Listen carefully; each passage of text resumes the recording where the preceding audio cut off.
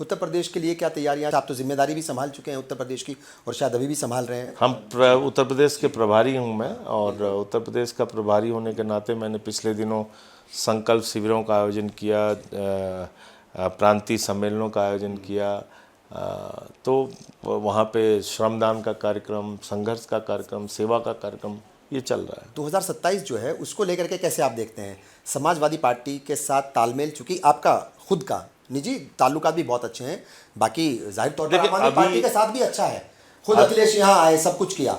निश्चित रूप से अखिलेश यादव जी दिल्ली के चुनाव में आए, उन्होंने प्रचार किया, इसमें कहीं कोई शक नहीं, और उनसे हम लोगों के संबंध भी अच्छे हैं, कोई बात नहीं, इसमें तो सही है।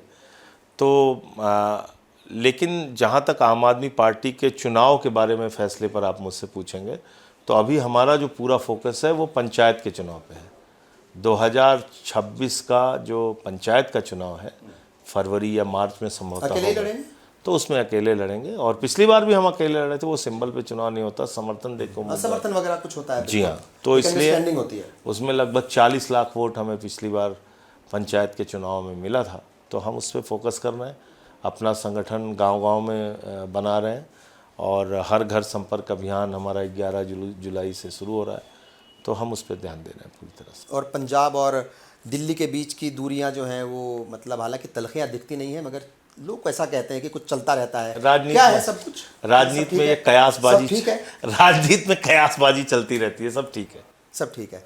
क्या कहेंगे आखिर में, क्या कुछ मतलब जो है वो लोगों के लिए भी कुछ पैगाम भी होगा, और सियासत में कि क्या मतलब भविष्य क्या है अपोजिशन पार्टियों का अब मौजूदा हालात में, जो भी सियासत चल रही है देश में? देखिए, अपोजिशन पार्टियों के लिए तो मैं एक ही लाइन पढ़ना चाहूँगा, और ख़ासतौर से आम आदमी पार्टी के लिए, कि मुसलसल दुश्मने जाँ की निगहबानी में रहना है।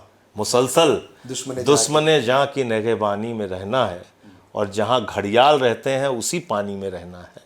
अभी है सब्र मुझ में, तू जितना जी चाहे आजमा ले, फिर इसके बाद तुझे ही परेशानी में रहना है। मतलब मान के बैठ के परेशानी रहना है। हाँ, तो वक्त बदलेगा, तो जिन लोगों ने देश को परेशान किया है उनको परेशानी उठानी पड़ेगी।